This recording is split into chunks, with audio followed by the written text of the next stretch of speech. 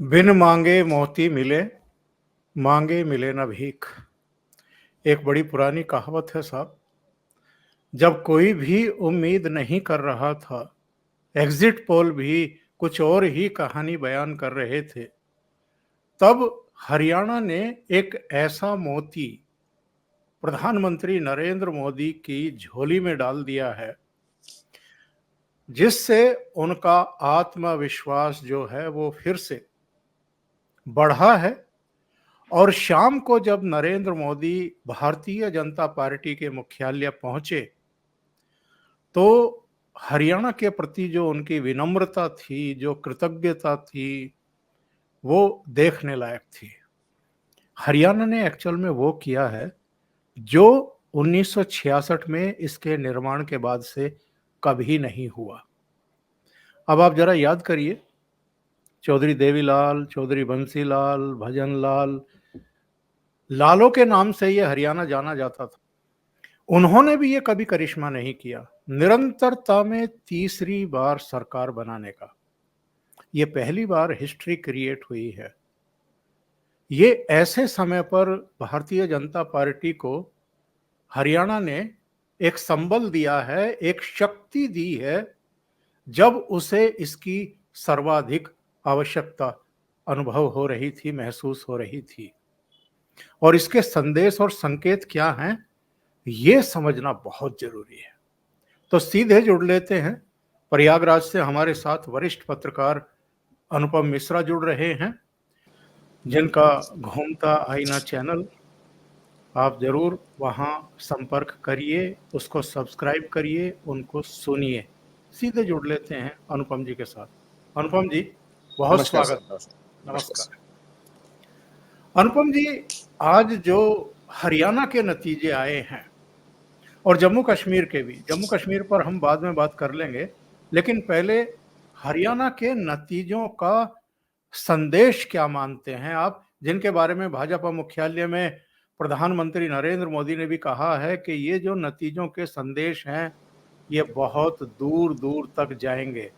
उनका इशारा कहीं महाराष्ट्र, झारखंड और उसके बाद आने वाले दिल्ली के विधानसभा चुनाव की तरफ तो नहीं है।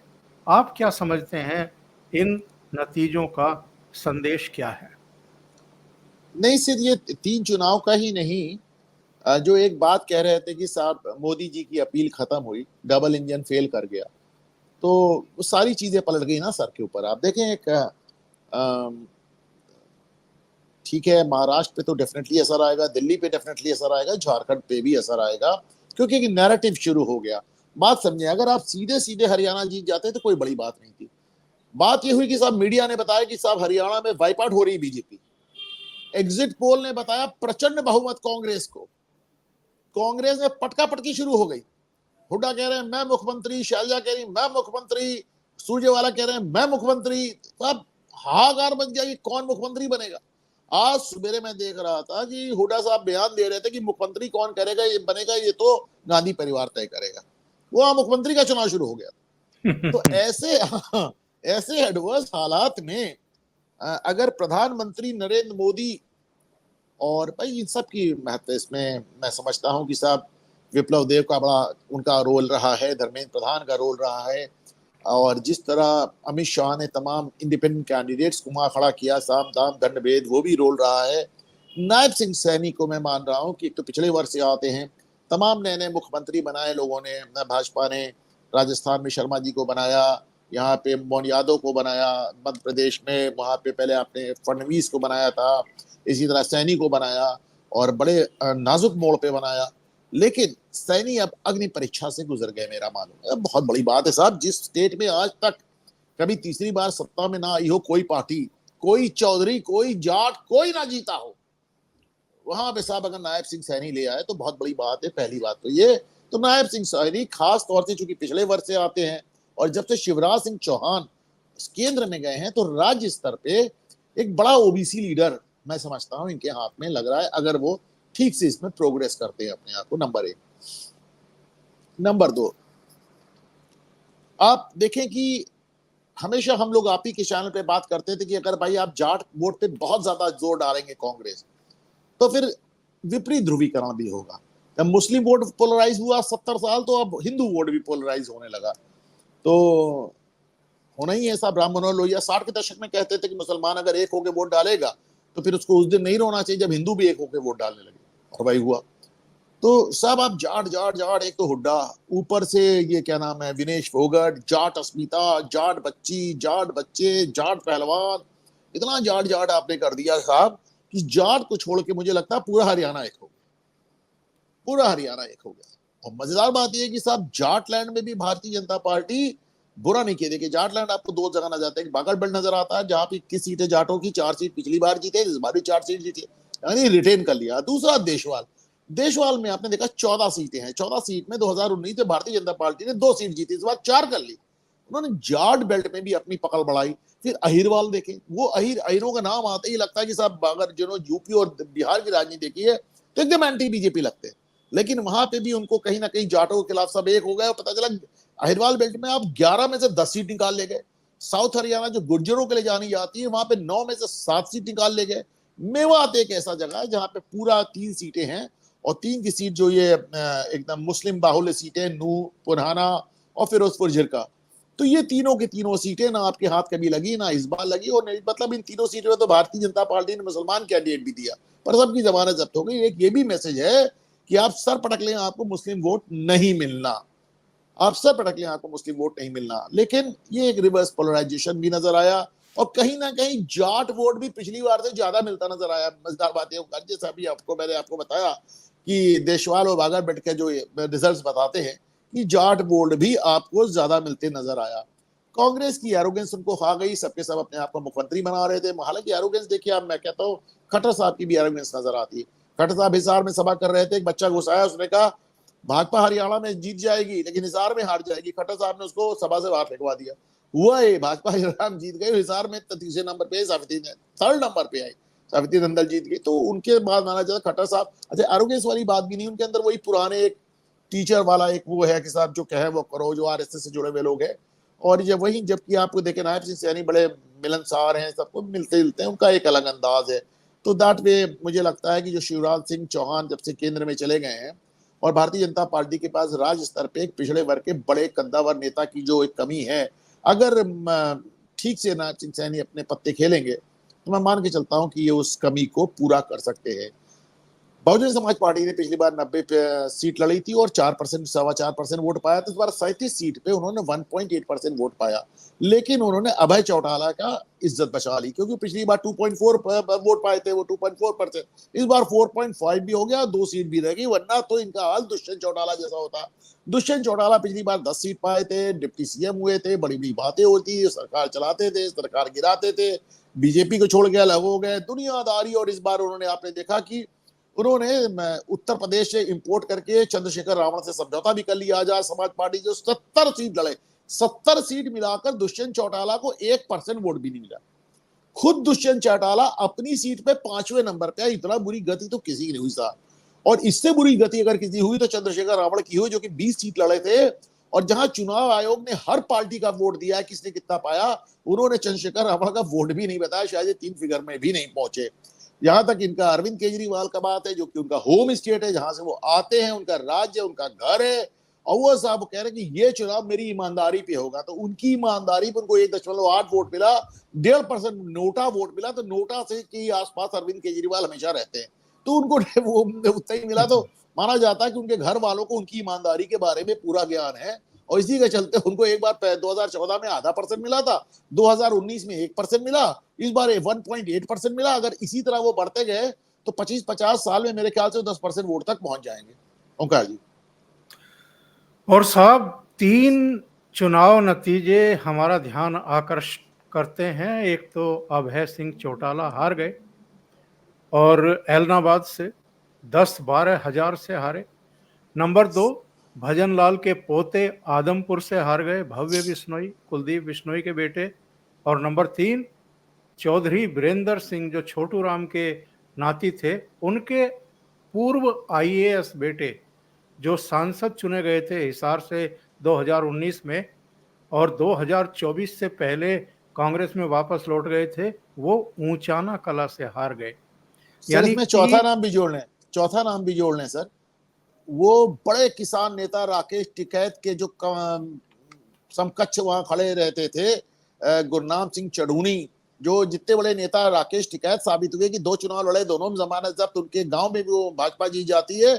गुरनाम सिंह चढ़ूनी जिन्होंने भारतीय जनता पार्टी सरकार को फार्म बिल्स वापस लेने पे मजबूर कर दिया है, वो भी बहुत बड़ा नेता हो, चुनाव लड़ गए, 1170 वोट मिला साहब उनको, 1200 वोट भी नहीं मिला, उनका नाम भी सूची में शामिल कर दिया। जी जी कर लेते हैं, लेकिन मैं 3 ऐसे खानदानों की बात कर रहा था जिन्होंने इस प्रदेश पर राज किया है। छोटू राम जो हैं वो तो संयुक्त पंजाब के उप मुख्यमंत्री और गृह मंत्री हुआ करते थे। उनके नाती यानी चौधरी वीरेंद्र सिंह के बेटे बुरी तरह से हारे ऊंचाना कला में। भजन लाल जो 2-3 बार मुख्यमंत्री रहे, उनके पोते हार गए। और ओम प्रकाश चौटाला के बेटे यानी देवीलाल के पोते अभय सिंह चौटाला भी बुरी तरह हार गए, और वो भी एलनाबाद में। ये एक तरीके से लालों का और जो परंपरागत खानदान है उनका बैंड बज गया है, क्योंकि हुड्डा निश्चित रूप से जीते हैं, लेकिन हुड्डा के नेतृत्व में कांग्रेस भी बहुत बुरी तरीके से परास्त हो गई है। सब मेरा मानना है कि ये लड़ाई इस कदर जाट और एंटी जाट की हो गई थी कि जितना जाट कंसोलिडेट हुआ वो हुड्डा के पीछे कंसोलिडेट हो गया। तो उसके बाद फिर भजन लाल हो, चौटाला हो, जो भी हो, सब इस रौ में बह गए। इतने जाट, जितने जो जाट आपको नजर आए, कुछ तो भाजपा के साथ चले गए, जैसा कि मैंने अभी बताया देशवाल वगैरह में देखे उनकी सीट डबल हो गई, तो कुछ तो भाजपा के साथ चले गए। और जो ज्यादातर जाट थे वो हुड्डा के पीछे इस तरह खड़े हो गए कि साहब फिर वो चौटाला, भजन लाल, सबके परिवार और सबके वंशज एकदम गायब होते हुए नजर आए। तो मैं मानता हूं कि इन्होंने 2 काम किए कि पहली बात तो ये कि जाट अस्मिता के सवाल को इतना बड़ा बना दिया कांग्रेस ने कि ज्यादा से ज्यादा जाट इनके साथ जुड़ गया, और इसके चलते बाकी जितने जाट नेता थे, वो जाट खानदान थे, जो जाट वंशवादी राजनीति के जितने प्रोडक्ट थे, सब हार बैठे थे कि आप साहब दुष्यंत चौटाला 5वें नंबर पे हैं अपनी सीट पे। तो ये इन सब का हाल बुरा हो गया। दूसरा ये हुआ कि साहब एक तरह तो इसकी वजह से इन लोग का हाल बुरा हुआ, दूसरे हुआ कि आपने इतना जाट जाट किया कि एंटी जाट एक पोलराइजेशन होगा, जिसका जिक्र हम और आप अक्सर इस प्रोग्राम में करते रहे हैं, और उसके चलते भारतीय जनता पार्टी ने उतना वोट पा लिया कि अब मतलब इमेजिन भी नहीं किया जा सकता। हालांकि देखिए सर, भारतीय जनता पार्टी और कांग्रेस के बीच में 1% वोट से भी कम का अंतर है, 1% वोट से भी कम का अंतर है। लेकिन हुआ क्या, इतना वोट जो कांग्रेस को मिला वो लिमिटेड सीट्स पे मिला, जाटों की उन सीट से मिला जहां कांग्रेस जीती, बम्पर जीती। लेकिन भारतीय जनता पार्टी छोटी छोटी मीटिंग करके चूंकि एक एंटी पोलराइजेशन करा रही थी, तो उसका वोट पूरे प्रदेश में ज्यादा सीटों पर बिखर गया। तो यानी 1% वोट से, यानी 1% से भी कम वोट से जीती, लेकिन सीटों में इतना अंतर आ गया उनका से। बिल्कुल सही कह रहे हैं। प्रधानमंत्री शाम को भाजपा मुख्यालय में थे, और जाहिर है दिल्ली के भाजपा मुख्यालय में थे, तो इसका एक मतलब भी हुआ करता है। जब किसी राज्य में विशेष जीत मिलती है, एब्सोल्यूट मेजोरिटी मिलती है, तो प्रधानमंत्री वहां कार्यकर्ताओं को संबोधित करने के लिए पहुंचते हैं। उन्होंने कुछ बातें कही हैं साहब। उन्होंने कहा है कि ये सत्य और विकास की जीत है। इसका मतलब ये है कि ये झूठ की हार है। दूसरे उन्होंने कहा है कि झूठ पर विकास भारी पड़ा। एक और बात उन्होंने कही, उन्होंने कहा कि कुछ ताकतें हैं अंतर्राष्ट्रीय स्तर पर भी और देश के भीतर भी, कांग्रेस उनकी कठपुतली बनी हुई है, कुछ और भी उनकी कठपुतली बने हुए हैं, और ये लोग देश में अराजकता फैलाना चाहते हैं, आग लगा देना चाहते हैं। थर्डली उन्होंने ये बात कही कि कांग्रेस जातियों को आपस में भिड़ाने की गंदी राजनीति इस समय खेल रही है। वो गरीबों को आपस में भिड़ा देना चाहती है, जातिवाद का जहर पूरे देश में फैला देना चाहती है। और उनका ये भी कहना था कि दलितों पर और पिछड़ों पर सबसे अधिक अत्याचार अगर किसी ने किया है तो वो कांग्रेस पार्टी है। रोटी, पानी और मकान तक से इस वर्ग को कांग्रेस ने वंचित रखा। कभी इस पार्टी ने किसी दलित को, किसी पिछड़े को प्रधानमंत्री नहीं बनने दिया। ये इस वर्ग से नफरत करते हैं। जब सर्वोच्च पदों पर ये पहुंचे, यानी ओबीसी प्रधानमंत्री बना, दलित राष्ट्रपति बना, आदिवासी राष्ट्रपति बना, तो इनके पेट में दर्द होना शुरू हो गया। तो एक तरीके से प्रधानमंत्री ने जड़ों पर प्रहार किया है कांग्रेस की। यह बिल्कुल किया है साहब, वो जमाने से ये बात कह रहे हैं, ऐसा नहीं, उन्होंने चुनाव प्रचार के दौरान भी ये बातें कही और तभी कहीं ना कहीं ये रिजल्ट भी आया है। आप देखिए, वो लगातार इस बात को आपको समझा रहे थे कि कांग्रेस में क्या होता है। वो जिस तरह लालू के जंगल राज की याद दिलाई जाती है बिहार में, उसी तरह हुड्डा के एंटी दलित राज की याद दिलाई जाती है। हुड्डा के राज में किस तरह दलितों पे अत्याचार हुआ, और एक चीज और, खाप पंचायतों को लेके भी बड़े गजब गजब के जजमेंट आए साहब। और मतलब आपको मालूम है कि खाप पंचायतों ने एकदम बड़ा ही जिसे कहना चाहिए बड़ा हिंसक फैसले दिए, और हुड्डा ने उनको भी डिफेंड किया। तो ये तमाम चीजें कहीं ना कहीं भारतीय जनता पार्टी लोगों को फिर से याद दिलाने में सफल रही, और उनको बताने में सफल रही कि साहब, जिस सरकार को आप लाना चाह रहे हैं या फिर जो सरकार आना चाह रही है, उसमें क्या हुआ। देखिए साहब, बहुत बड़ी बात होती है ओंकार सर, मतलब गुजरात को छोड़ के कहीं और पे मतलब 15 साल एक ही सरकार रह जाए, कोई छोटी बात नहीं है साहब। एक गुजरात छोड़ दिए, उधर वेस्ट बंगाल छोड़ दी, तो 15 साल एक ही सरकार रह जाना कोई। और हरियाणा में तो साहब रिकॉर्ड बन गया साहब, कोई लाल, कोई जाट, कोई पार्टी ये काम नहीं कर पाई जो प्रधानमंत्री नरेंद्र मोदी और नायब सैनी के डबल इंजन सरकार ने कर दिया। और भी मैं अमित शाह की इसमें बड़ी अच्छी रणनीति रही साहब। तमाम आपको ऐसे लोग खड़े नजर आए, जिसे कहना चाहिए इंडिपेंडेंट, जिसको मैं साम दाम दंड भेद मानता हूँ, और कई जगह पे कम मार्जिन से भी जीत रही। धर्मेंद्र प्रधान ने बहुत मेहनत की, विप्लव देव ने बहुत मेहनत की। आपने देखा कि वो हेमंत बिस्वा शर्मा ने आके वहां बड़ी तकरीरें की, और हमारे योगी बाबा तो एकदम ब्रांड ही हैं साहब, वहां जाते हैं उनको तो साहब सुनने के लिए भीड़ लग जाती है। एक आपकी इजाजत से प्रधानमंत्री की इसी बात से जोड़ के मैं एक और चीज बताना चाहता हूँ साहब। जी। प्रधानमंत्री उधर ये बात कह रहे हैं जीत के बाद, और जीत के पहले योगी आदित्यनाथ का भी बड़ा दिलचस्प बयान आया।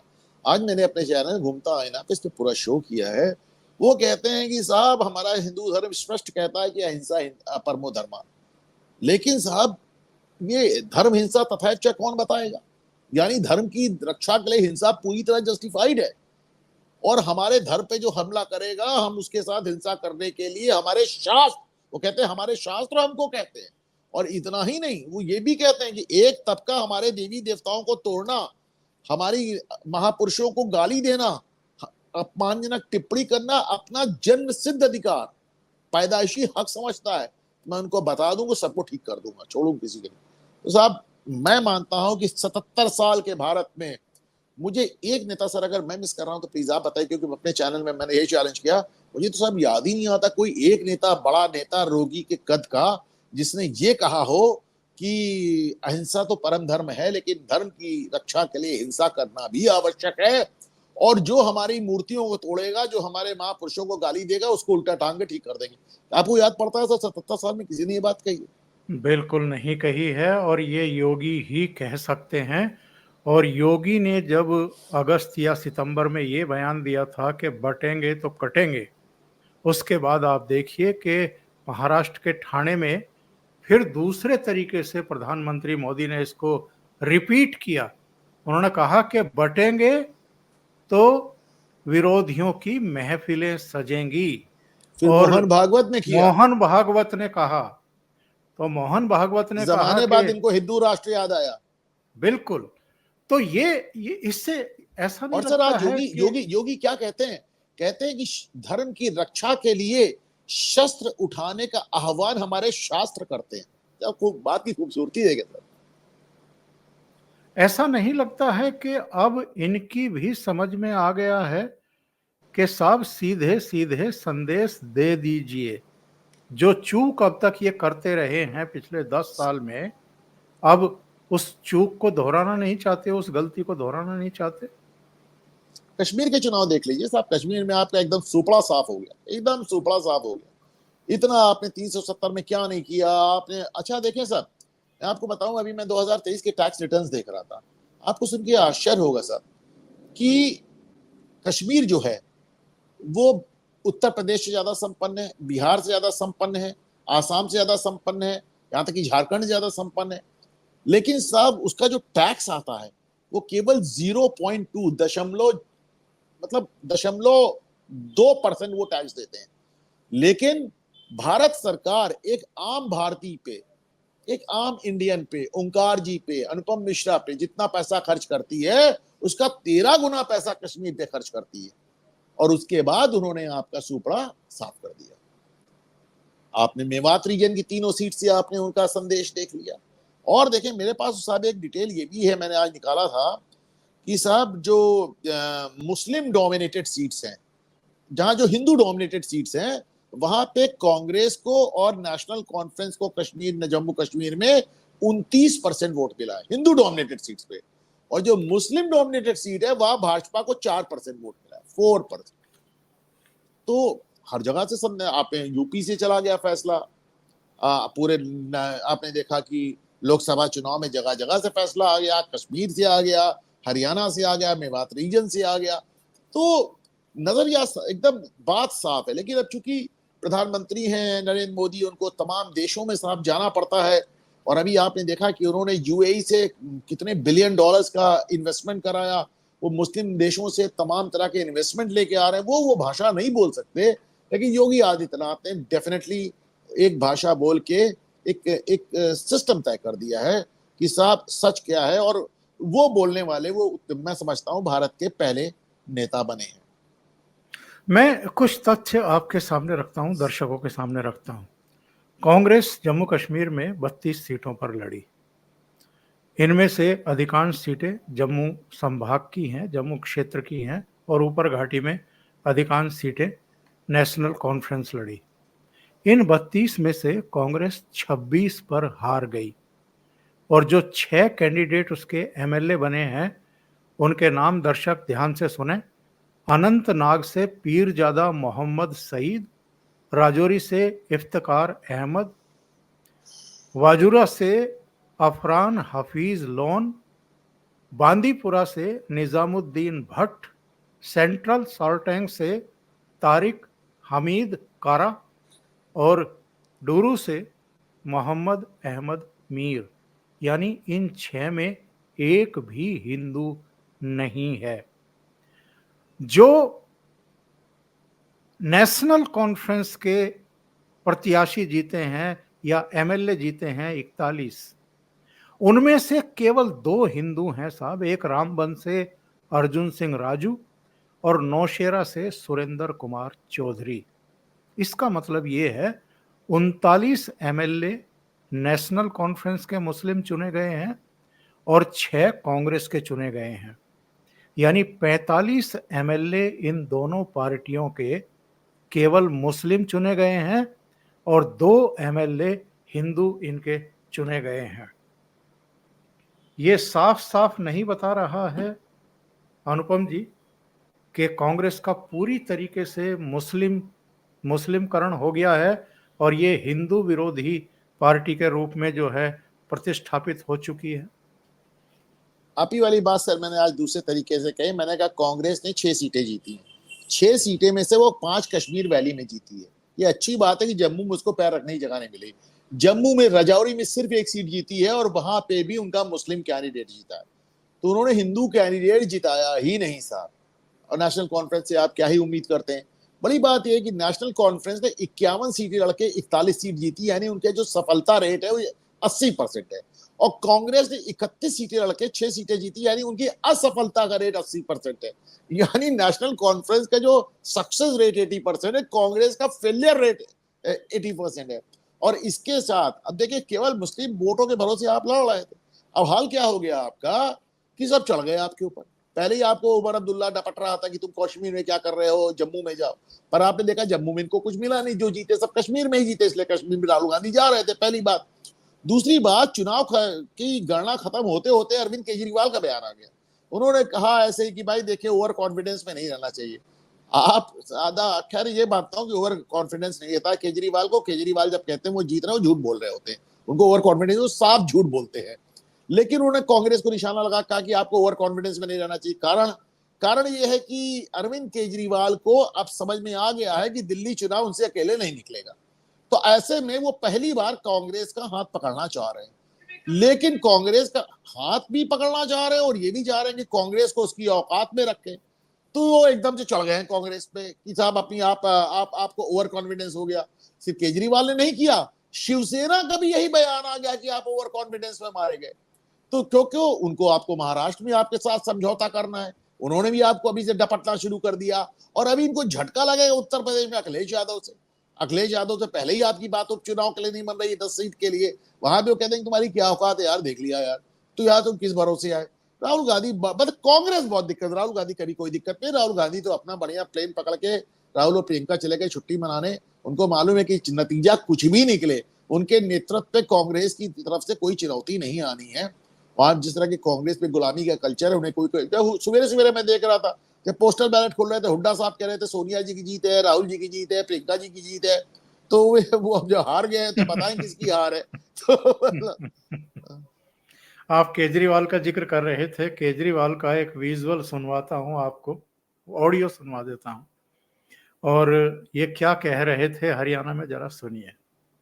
जो कुछ भी करा मेरे साथ, हरियाणा का बच्चा बच्चा उसका बदला लेगा। लेगा कि नहीं लेगा? इन्होंने मेरे को जेल भेजा, अब हरियाणा वाले इनको हरियाणा से बाहर भेजेंगे। केजरीवाल ने पहले भी कहा था वो लोकसभा चुनाव में कि अगर जनता चाहती कि मैं जेल में ना रहूं तो मुझे वोट दे। जनता ने उनको वोट ना दे के साबित कर दिया कि वो चाहती है आप जेल में ही रहें। ऐसा नहीं साहब, देखिए जो मुस्लिम पोलराइजेशन की आप बात कर रहे हैं धीरे धीरे बड़ा क्लियर हो रहा है। और बड़ी बात है कि प्रधानमंत्री, चूंकि प्रधानमंत्री वो जाके हमेशा कहते हैं युद्ध करें, बुद्ध का देश है, गांधी का देश है, लेकिन जो उनके मुख्यमंत्री हैं, बहुत ध्यान से देखें, मोदी कुछ भी कहे लेकिन उन्होंने अपने जो मुख्यमंत्रियों को छोड़ रखा है, बड़ा स्ट्रेटेजिकली छोड़ रखा है कि यार मैं कुछ कहूं तुम लोग अपनी अपनी बात करो। तो हेमंत बिस्वा शर्मा की जुबान आपने सुन ली है, मोहन यादव की जुबान आपने सुन ली है, योगी का आज आपने बयान सुन लिया है। और 9 नवंबर जो कि उत्तराखंड स्थापना दिवस है, 9 नवंबर को आज घोषणा हो गई है कि पुष्कर सिंह धामी उत्तराखंड में यूसीसी लागू कर रहे हैं, यूनिफॉर्म सिविल कोड। तो यानी कि आप देखेंगे नवंबर दिसंबर के आसपास कि यूसीसी भी लागू हो रहा है, उधर वक्फ बिल भी आ रहा है। तो अब एक तरह से आप मान के चले कि अब ये एक खुली लड़ाई शुरू हो गई है। धर्म युद्ध की तरफ आप इशारा कर रहे हैं, धर्म युद्ध शुरू हो गया है। और हिंदू राष्ट्र के लिए भी कहीं ना कहीं एक दिशा पकड़ रहे हैं अब इस समय। देखिए भाईचारा युद्ध तो हो ही रहा था, यहाँ एक भाई था एक चारा था। एक अच्छी बात है कि युद्ध अब भाईचारा युद्ध न होकर धर्म पे आधारित हो गया और धर्म युद्ध हो गया है। और योगी आदित्यनाथ ने तो भाई बड़ा खुल के कह दिया कि अगर आप अहिंसा परमो धर्मा कहते हैं तो धर्म हिंसा तथा चाबी कहता है, पूरा श्लोक सुनाइए साहब आप। तो उन्होंने बहुत खुल के, मतलब मुझे बड़ा शानदार उनका बयान लगा ऊपर से। अभी आप चर्चा कर रहे थे कांग्रेस के प्रदर्शन को लेकर के। प्रधानमंत्री नरेंद्र मोदी ने बीजेपी मुख्यालय में एक बात और कही थी जिसको मैं बाद के लिए बचा करके रखा हुआ हूं। उन्होंने कहा था कि साहब ये अब परजीवी बन गई है कांग्रेस, जहां जहां ये दूसरों के कंधों पर सवार रहती है वहां इसको कुछ हासिल हो जाता है, जहां इसका सीधे हमसे मुकाबला होता है वहां वही होता है जो अभी हरियाणा में हुआ है। उन्होंने तो एक और बड़ी बात कही है साहब, उन्होंने कहा है कि कहीं कहीं तो 6 दशक से ये सत्ता से बाहर है, कहीं 5 दशक से, कहीं 4 दशक से, कहीं 20-20, 25-25 साल से किसी राज्य में इसकी वापसी नहीं हुई और कई राज्यों ने तो इसके लिए नो एंट्री का बोर्ड लटका दिया है।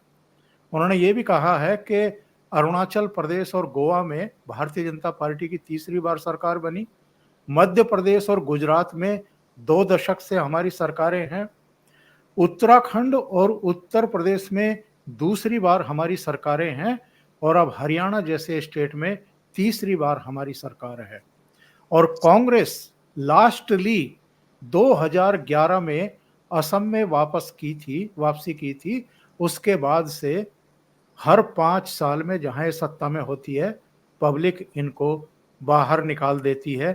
और उन्होंने कहा कि कुशासन से, कांग्रेस के कुशासन से हम मुक्ति दिला रहे हैं, इस पर जनता की मोहर लगती हुई जा रही है। ये एक बहुत बड़ा वक्तव्य है कुल मिलाकर के कांग्रेस की एरोगेंस पर, कुशासन पर। और अगर जनता वापस आपको नहीं चुन रही है तो यही अपने आप में आपके ऊपर बहुत बड़ा एक हस्ताक्षर भी है और प्रश्न चिन्ह भी है। ये हकीकत है कि कांग्रेस कहीं भी अपने बूते चुनाव नहीं लड़ पा रही है, और जहां दो एक स्टेट कर्नाटक वगैरह में लड़ भी रही है तो रीजनल नेताओं के जरिए लड़ रही है। मैंने पहले भी आपके चैनल पे कहा है कि राहुल गांधी कोई ऐसे, हरियाणा में देख ले, हुड्डा उनकी बात ही नहीं सुनता था, बात ही नहीं सुनता था। तो हरियाणा मतलब हुड्डा था। बहरहाल अलबत्ता जीत जाती तो राहुल गांधी, प्रियंका गांधी और सोनिया गांधी की जीत हो जाती। कांग्रेस का तो ये हाल है। भी आपने कहा कि प्रधानमंत्री कह रहे थे कि लोग इनको निकाल रहे हैं अपने स्टेट से, नो एंट्री का बोर्ड। वायनाड जहां से राहुल गांधी जीतते और जहां प्रियंका गांधी लड़ने जा रही है, वायनाड की उस सीट पे वामपंथी दल कह चुके हैं राहुल गांधी से कि केरल छोड़ो, और वायनाड की उस सीट को छोड़ने के लिए मुस्लिम लीग इन पे दबाव डाल रही है कि साहब उसे 50% मुसलमान है, आप क्या कर रहे हैं, हटिए वहां से, वो हमारी सीट है।